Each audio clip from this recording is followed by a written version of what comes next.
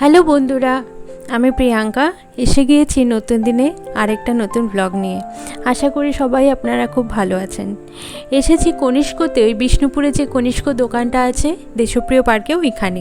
কারণ ওইখানে পিওর সিল্কগুলো সত্যিই খুব ভালো কোয়ালিটি হয়। এই বছর পুজোয় ইচ্ছে আছে একটা পিওর সিল্ক নেওয়ার। চলুন কিছু সিল্ক দেখে নিই, এর মধ্যে যেই আইটেমটা ভালো লাগবে সেটারই কালার পছন্দ করে নিয়ে নেব। ব্লাউজ আঁচল কন্ট্রাস্ট, এটারও কালার পেয়ে যাবে। এটা আঁচল আসবে এরকম আর ব্লাউজ আসবে এরকম। আচ্ছা, ওইটা কি? আর এটা হচ্ছে ইঞ্চি পাড়ের কাতান ফ্রন্ট এক কালারে। এবারে ব্লাউজ পিস আঁচল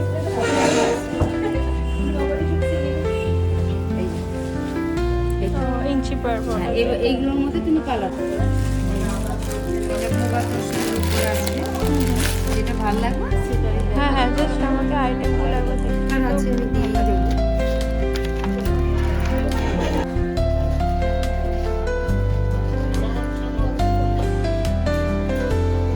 এই একটা কালার আসবে, ব্লাউজটা তোমার এইটা আসবে। অনেক শাড়ি দেখার পরে আমার নিজের পছন্দের শাড়িটা কিনে নিয়েছি। সেগুলো একটা অন্য ব্লগে শেয়ার করব। পুজোতে আমার কি কি শাড়ি হলো সবগুলো নিয়ে একদিন আপনাদের সাথে অবশ্যই শেয়ার করব। আর এখন এসে গিয়েছি এসএলএ ভিড়টা দেখতেই পাচ্ছেন কত ভিড় থাকে। প্রত্যেক বছরই এই এসএলএ বা শ্রীলেদার্সে সত্যি প্রচুর ভিড় থাকে। এর থেকেও তো বেশি ভিড় থাকে এসপ্ল্যানেডের ব্রাঞ্চটাতে। আর জানেনই আপনারা যে পুজোতে একদিনে কেনাকাটা করা হয়ে ওঠে না, কারণ প্রত্যেকজনের বিভিন্ন জিনিস কেনার থাকে আর সময়ও প্রচুর লাগে কিনতে। কারণ প্রত্যেকটা জিনিস ভালো করে দেখে এই ভিড়ের মধ্যে ওয়েটিং টাইমও অনেক থাকে, তাই জন্য বারবার করে আসতে হয় শপিং করার জন্য।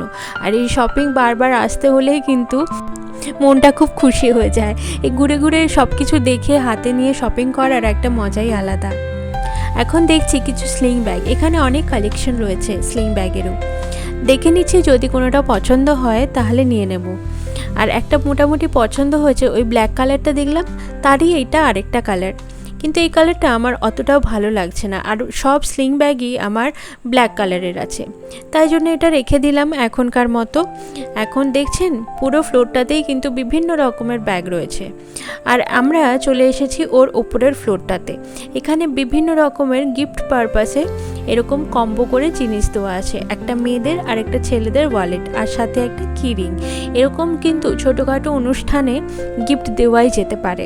সুন্দর করে গিফট প্যাকের মতো করেই রাখা আছে। এই দেখুন প্রচুর রয়েছে এখানে, প্রত্যেকটাই কিন্তু খুব ভালো, আর এগুলোর কোয়ালিটিও কিন্তু খুব ভালো হয়। আর এই যে বেল্ট, এগুলো ছেলেদের বেল্ট, আর আমার হাজব্যান্ডের আজকে বেল্ট কেনার আছে, তাই জন্য বিভিন্ন রকমের বেল্ট দেখছে। এখন দুটো বেল্ট দেখা হয়েছে, এইটা মোটামুটি একটু পছন্দ হয়েছে।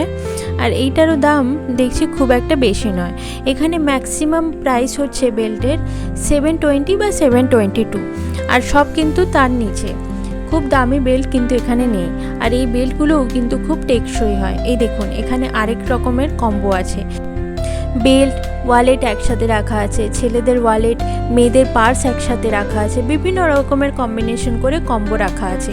আর গিফট বক্সও দেওয়া আছে, যাতে আপনি গিফট পারপাসেও এটা ইউজ করতে পারেন।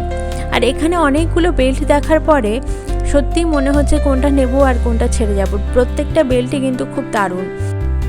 এই আরেকটা বেল্ট পছন্দ হয়েছে, কিন্তু এর এই সাইডটা একটু কর্নার টাইপের কাটটা, তো সেই জন্য ওটা অতটাও পছন্দ করছে না। আর এই বেল্টগুলোর কিন্তু বিভিন্ন সাইজ হয়, এটা নয় যে বিশাল লং নিয়ে সেটাকে হোল্ড করতে হবে, আপনার সাইজেও কিন্তু আপনি পেতে পারেন। আর রয়েছে বিভৎস একটা বড় লাইন, বাপরে বাপ, এত বড় লাইনে সত্যি ওয়েটিং টাইমটা অনেকই, এই জন্যই সময়টা লেগে যায় পুজোর সময়।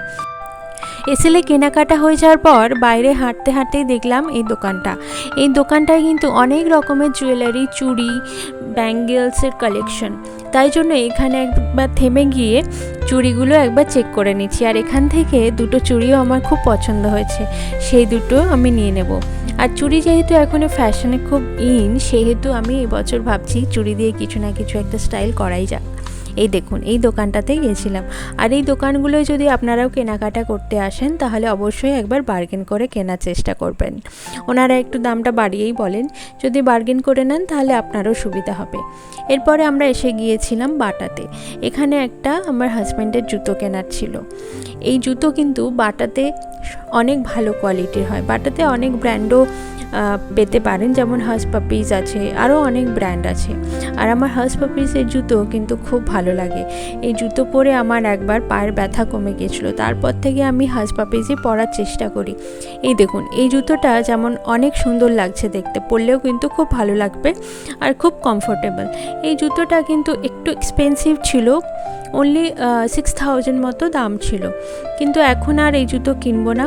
একটু বর্ষাটা কেটে গেলে চাইছি এরকম জুতো কিনতে, কারণ এখন যা বৃষ্টি হচ্ছে এইসব জুতো পরে বেরোতে ইচ্ছে হবে না। তবে এখানে অনেকগুলো জুতো কিন্তু আমার ভালো লেগেছে, আর আপনাদেরকেও তাই জন্য একবার শেয়ার করে দিলাম। স্নিকার্সগুলোও কিন্তু বেশ ভালো ছিল। এইটা একটা হোয়াইট স্নিকার্স আমার খুব ভালো লাগছে, কিন্তু আমার যেহেতু একটা আছে সেহেতু আর নেব না। আজকে এসেছি যেহেতু ওরই জুতো কিনতে, সেহেতু ওরটাই কেনা যাক। আর ওরটা কিনতে এসে আমার একবার ঘুরে দেখাও হয়ে গেল, পরে মনে হলে একদিন নিয়ে যাব। একবার চলে দেখে নিচ্ছে যে কেমন কমফোর্টেবল লাগছে বা লাগছে না, সেই অনুযায়ী সাইজটা নেবে। ওইটাই কমফোর্টেবল লাগছিল, ওই সাইজটাই, তো সেই জন্য এসে বিলটাও করে নেওয়া হচ্ছে। এই জুতোটা আমি ওকে পুজোতে গিফট করলাম, আর জুতোটা পেয়ে খুব খুশি। আর আমি কিছু গিফট দিলে খুব খুশি হয়, সবারই তো গিফট পেতে ভালো লাগে বলুন। আর এখন এসে গিয়েছি গড়িয়াহাটে ফুচকা খেতে। আর আপনি যদি কলকাতায় আসেন বা কলকাতায় বাসিন্দা হন, অবশ্যই কিন্তু গড়িয়াহাট এলে ফুচকা অবশ্যই ট্রাই করবেন, কারণ এখানকার ফুচকা কোথাকার ফুচকার স্বাদের সাথে ম্যাচ করতে পারবে না।